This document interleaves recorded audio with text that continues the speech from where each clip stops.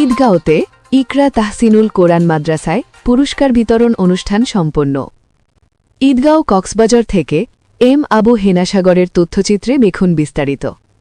কক্সবাজারের ঈদগাঁও উপজেলার স্বনামধন্য শিক্ষা প্রতিষ্ঠান ইকরা তাহসিনুল কোরআন মাদ্রাসায় পুরস্কার বিতরণ অনুষ্ঠান সম্পন্ন হয়। 15 এপ্রিল বুধবার সকাল 11টায় মাদ্রাসা প্রাঙ্গণে আয়োজিত 2025 সালের বার্ষিক পরীক্ষায় উত্তীর্ণ কৃতী ছাত্রছাত্রী ও 2026 সালের বার্ষিক ক্রীড়া প্রতিযোগিতায় উত্তীর্ণদের মাঝে পুরস্কার বিতরণ করল মাদ্রাসা কর্তৃপক্ষ।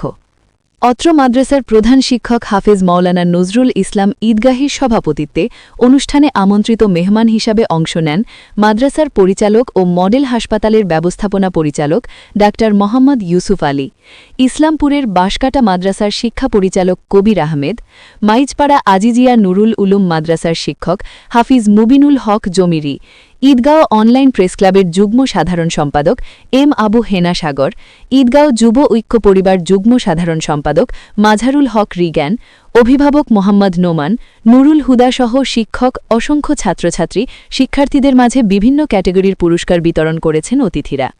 এবারের নুরানি তালিমুল কোরআন বোর্ড চট্টগ্রাম কর্তৃক অনুষ্ঠিত তৃতীয় শ্রেণীর কেন্দ্রীয় পরীক্ষায় 14 জন A+ পেয়েছেন। এদিকে মেধা তালিকায় দ্বাদশ স্থান অধিকার করেছেন ইকরা তাহসিনুল কোরআন মাদ্রাসা। একই দিন বিকেল থেকে মাদ্রাসার বার্ষিক সভা অনুষ্ঠিত হয়। নিউজ ডেস্ক, সারা বাংলা সংবাদ, ঢাকা। সবার আগে সঠিক খবর পেতে ফেসবুক থেকে সারা বাংলা সংবাদ পেজটিতে লাইক ও ফলো দিন এবং ইউটিউব থেকে যুক্ত হতে সারা বাংলা সংবাদ চ্যানেলটি সাবস্ক্রাইব করে সাথেই থাকুন। ধন্যবাদ।